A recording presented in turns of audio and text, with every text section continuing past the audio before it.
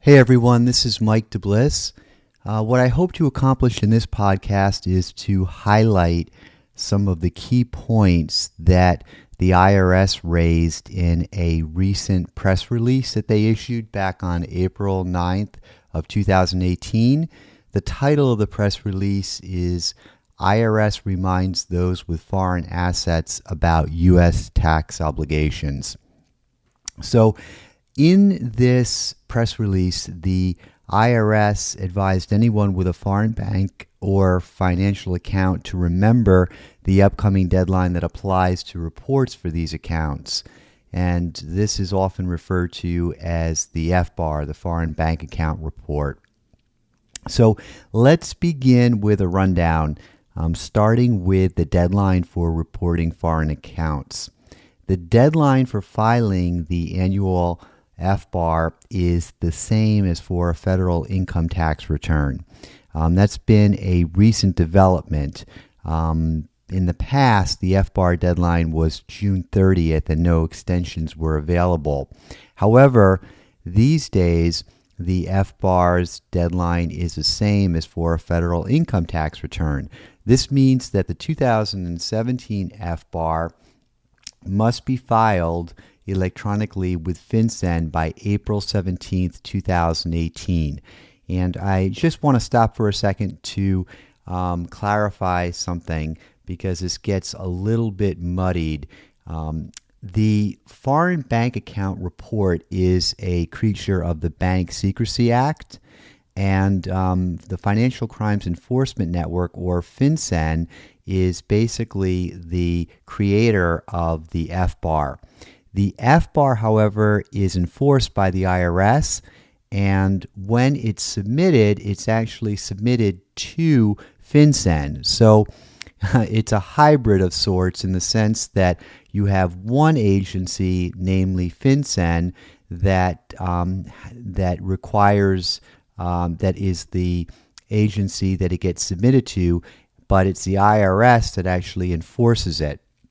So the 2017 FBAR has to be filed consistent with the deadline for your federal income tax return, and this year it's April 17th, 2018 for tax year 2017, including FBARs for 2017. Now, here is a bit of a perk that we didn't have in the past. In the past, there were no extensions available. However, these days, FinCEN now grants filers missing the April 17th deadline an automatic extension until October 15th, 2018 to file the FBAR. And you don't have to actually make a specific request. So specific extension requests are not required. Just to recap the requirements for an FBAR. The FBAR filing requirement applies to anyone who had an interest in or signature or other authority over foreign financial accounts. Now, it's not just any foreign financial account. The account has to exceed a certain threshold, and what we call that is the maximum aggregate value rule. So if you have a foreign bank account, the maximum aggregate value of that account must exceed $10,000 at any given time during the 2017 tax year. Now, where this gets a little bit murky to understand is that the $10,000 threshold is in U.S. currency. And for purposes of determining whether your account exceeded the $10,000 threshold, what has to happen is that you have to convert your foreign currency into U.S. currency. And so the next question becomes, what exchange rate do I use? Well, the IRS says that you must use the exchange rate in effect as of December 31st of that year. So for example, if we have, say, one foreign account, we're going to keep it very simple, in tax year 2017, and it is in, of course, foreign currency. It could be in yen, it could be in euros. What you would do is you would go through your bank statements and you would obtain the highest value, the highest amount that your bank account reached in tax year 2017.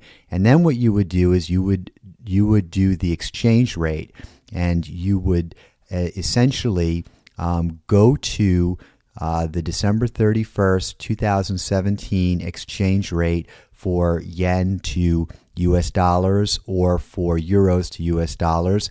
And then you would take that maximum value and then convert it into US dollars. So from the foreign currency into US currency. And that value would dictate whether you have an FBAR filing requirement.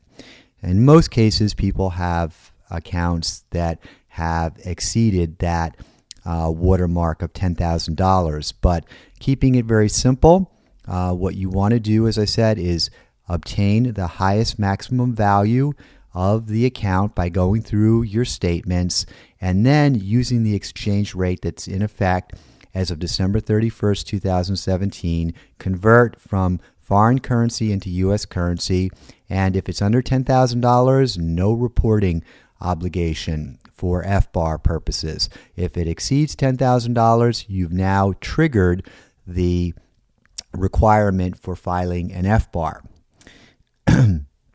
Now, because of this threshold, excuse me, the IRS encourages taxpayers with foreign assets, even relatively small ones, to check if this filing requirement applies to them.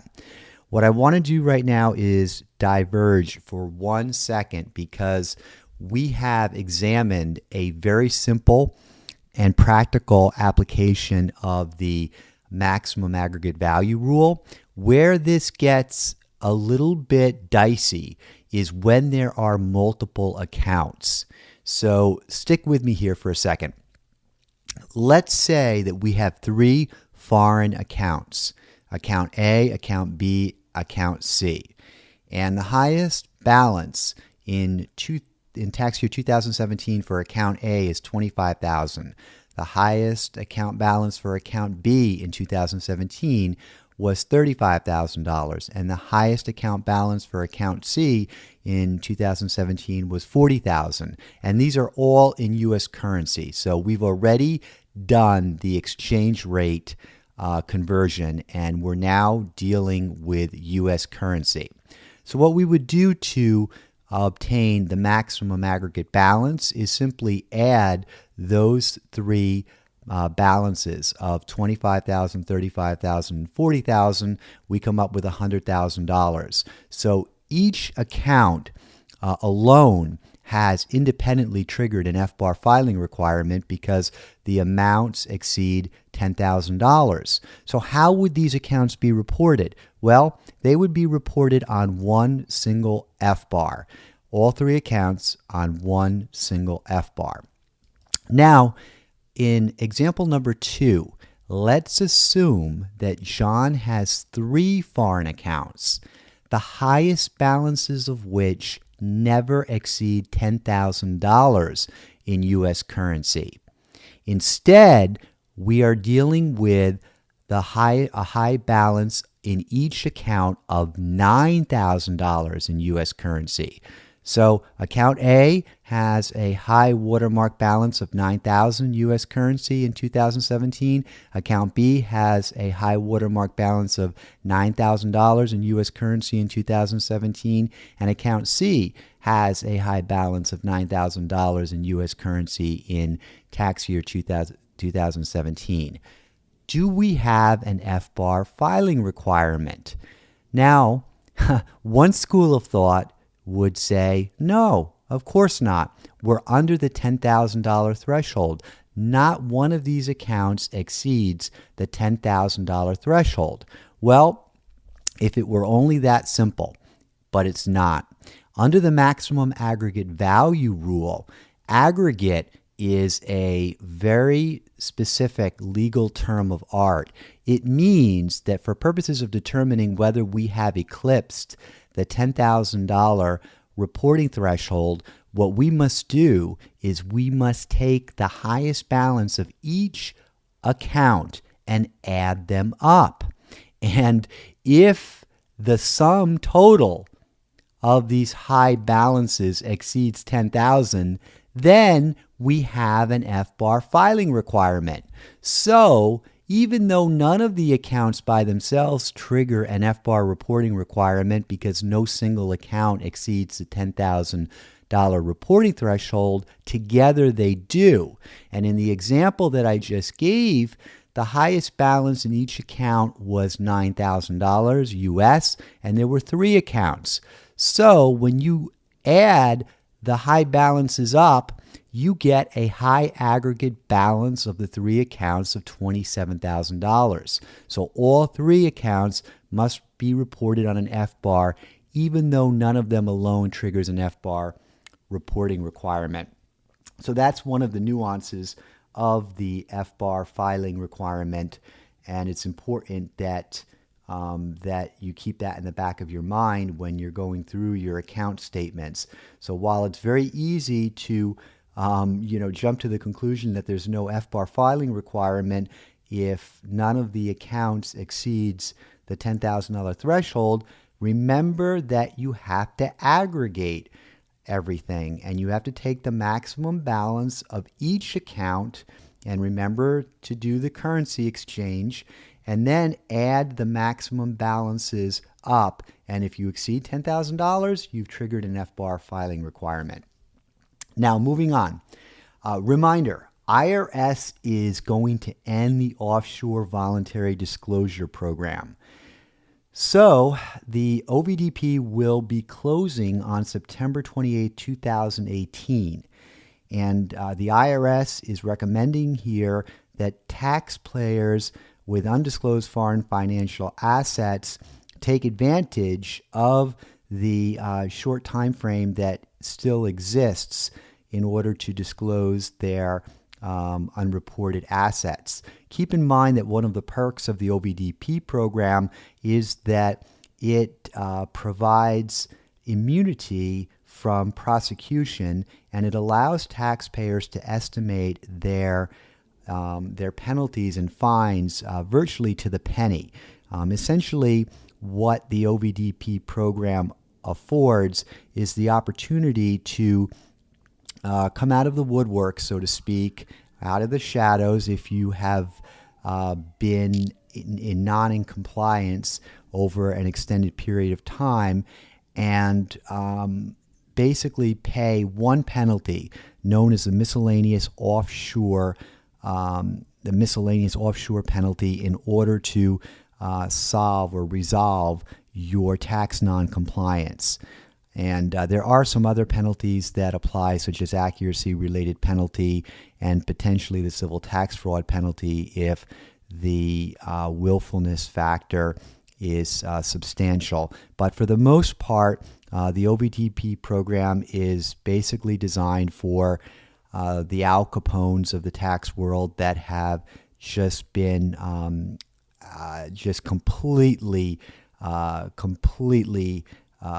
of compliance for a number of years, and the the non-compliance is willful, or the needle tends to hover more towards the willful and intentional end of the spectrum than it does the inadvertent or negligent end of the spectrum. The IRS noted that it will continue to use tools besides voluntary disclosure to thwart offshore tax avoidance, including taxpayer education, whistleblower leads, civil exams, and criminal prosecution. Now, keep in mind that the streamlined filing compliance procedures are still open and available, and there has been no closing date for them. The streamlined filing compliance procedures are specifically designed for those whose compliance is not willful, meaning it was an inadvertent and it was an oversight. And so the streamlined filing compliance procedures do afford taxpayers with an opportunity to come into compliance with the IRS in disclosing their unreported foreign bank accounts as well as other foreign assets. And so it remains in place and is available to eligible taxpayers. However, the IRS is quick to point out that it may end the streamlined filing compliance procedures at any point. And so the idea here is act swiftly and don't sit on your laurels because it may disappear. The beauty of the streamlined filing compliance procedures is that if your conduct in failing to report your foreign bank accounts was, as I said, negligent or inadvertent, the penalty for coming into compliance is a far cry from what it is in the OVDP. The offshore miscellaneous penalty in the OVDP program is about 27.5% of the highest maximum aggregate balance over an 8-year look-back period. It could be elevated to 50% if you bank with one of the banks that is named on a list that the IRS publishes, but otherwise it's 27.5%. Under the streamlined procedures, the miscellaneous offshore penalty is 5% if you are making a streamlined domestic submission. If you're making a streamlined foreign submission, i.e., you're living abroad and you satisfy the non-residency requirement, then there is no penalty at all. You simply pay whatever tax burden you have over the last 3 years to the extent that your bank accounts generated interest income and that after applying the foreign tax credit and any other credits you're entitled to, there was still some additional tax left to pay. So streamline is still a viable option if you want to go that route. So most people abroad need to file. The IRS says that an income tax filing requirement generally applies even if a taxpayer qualifies for tax benefits. This is very important because as a tax attorney who does a number of consultations with U.S. expats, I oftentimes come up against situations where clients, wrongfully believed that because they qualified for the foreign earned income exclusion or the foreign tax credit, which basically offset their U.S. tax liability, and that they've paid taxes to the foreign taxing authority, that they have no obligation whatsoever to satisfy any U.S. income tax filing requirements. That is categorically wrong. Even if, after taking into consideration the foreign earned income exclusion and or the foreign tax credit, you have zero tax liability, U.S. tax liability, the fact remains that you must still file an income tax return with the U.S. All right. So I cannot emphasize this enough. Even if the foreign earned income exclusion or the foreign tax credit virtually reduces or eliminates your U.S. tax liability totally, and you've paid taxes to the foreign taxing authority, that still does not in any way absolve you from filing a U.S. income tax return. And that is very important to remember. Remember that the U.S. taxes its citizens, whether they are living in the U.S. or whether they are living abroad, on their worldwide income. And the foreign tax credit we have basically offsets the potential for double taxation, at least in the view of the IRS. I know that this is a debate that that has a lot of people incensed, but at the end of the day, the U.S. basically stands alone as a country that taxes its citizens on their worldwide income.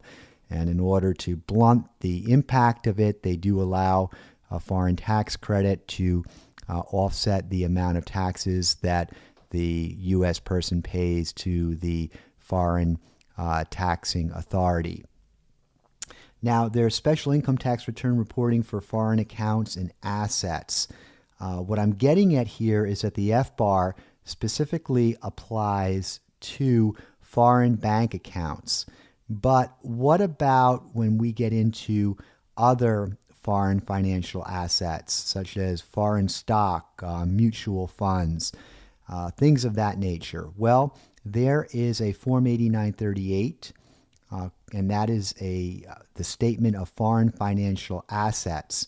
And basically, what Form 8938 says is that U.S. citizens, resident aliens, and certain non-resident aliens must report specified foreign financial assets on the form if the aggregate value of those assets exceeds certain thresholds. I might add that foreign bank accounts also have to be listed on a Form 8938 to the extent that you've exceeded the threshold that applies to you. The thresholds are dependent upon whether you are single, whether you are married, whether you're living in the United States, whether you're living abroad. And so I strongly suggest that you take a look at those thresholds to see if you trigger a Form 8938. But 8938 basically covers foreign assets outside the realm of foreign bank accounts, but also includes foreign bank accounts. And so many think that it's a duplicate form. And the good news, however, is that if for some reason you only have foreign bank accounts and you've disclosed them on an FBAR, but you have inadvertently forgotten to complete an 8938, the IRS will not penalize you. At least that's been how things have worked, because the theory is that you've already reported them on an FBAR and that the 8938, the lack of an 8938 form was a mere oversight. The lack of the lack of listing those foreign accounts on a Form 8938 was a mere oversight. So federal law requires U.S. citizens and resident aliens, again, to report any worldwide income. And by worldwide income, we are including income from foreign trusts and foreign bank and securities accounts. In most cases, affected taxpayers need to complete and attach a Schedule B to their tax return. Part 3 of Schedule B asks about the existence of foreign accounts. It is very straightforward. It does not sugarcoat anything. It basically asks you if you have an ownership interest or signature authority over a foreign account, like a bank and or a security account. It's a damning question, because if you check the box off no and later want to come into compliance with Streamlined, the IRS can can rub your nose in the fact that you check the box off no. However, checking the box off no when you really do have foreign bank accounts does not in and of itself mean that you are not eligible for Streamline. It's instead one of a number of factors that has to be evaluated. But keep in mind that you sign your tax return under penalties of perjury, and so you want to be very, very careful, because essentially everything on a tax return, even if it's prepared by an accountant, is the gospel truth, and it's assumed under a legal fiction that you have reviewed everything on your tax return and that you know it upside down, backwards, and front. We've talked about 8938. Again, take a look at those thresholds to see if it applies to you. Keep in mind that the 8938 form applies to not just to foreign bank accounts, but to all of the other foreign financial assets, such as foreign stocks. It applies to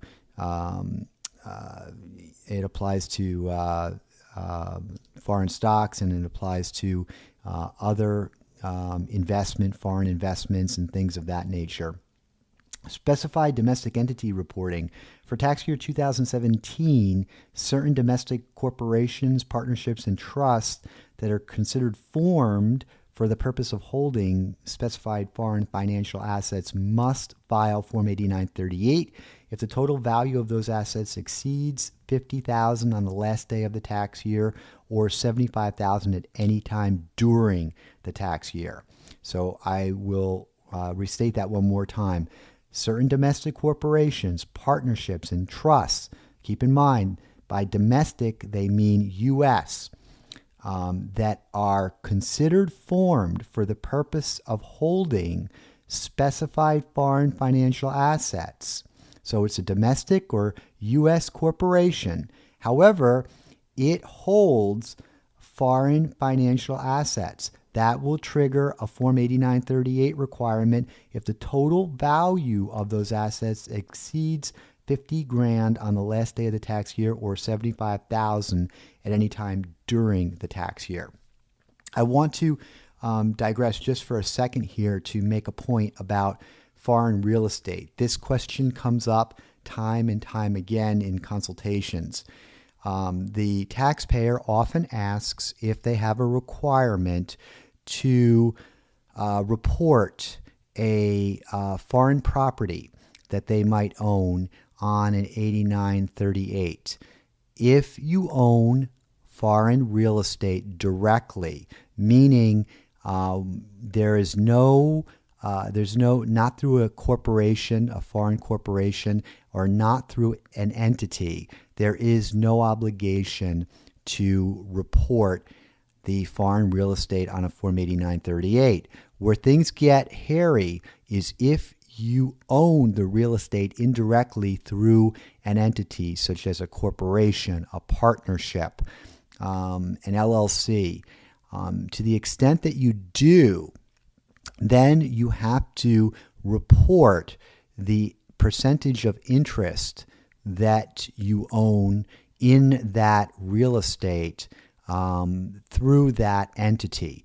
And that basically is the threshold amount. So for example, if you own foreign real estate through a foreign partnership and you are 1/3, your ownership interest in that partnership is 1/3. Basically 1/3 of the value of that 1/3 of the value of that real estate holding would be attributable to to the threshold amount, and if that exceeds the threshold that applies to you for Form 8938, then you would have a reporting obligation.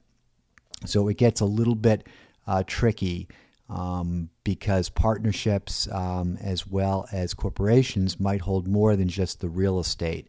But the asset values of the entity as a totality have to be taken into consideration, and your percentage share in that entity must also be taken into consideration for purposes of determining whether you've exceeded the threshold that applies to you for 8938 reporting. Recall that any income received or deductible expenses paid in foreign currency must be reported on a U.S. tax return in U.S. dollars. Likewise, any tax payments must be paid in U.S. dollars. Both FinCEN Form 114, which is the FBAR, and IRS Form 8938 require the use of a December 31st exchange rate for all transactions, regardless of the actual exchange rate on the date of the transaction. And so that was something that I discussed a little bit earlier. If you have any questions or if there's any confusion about any of these reporting rules, feel free to shoot me an email, mjdeblis@deblisslaw.com.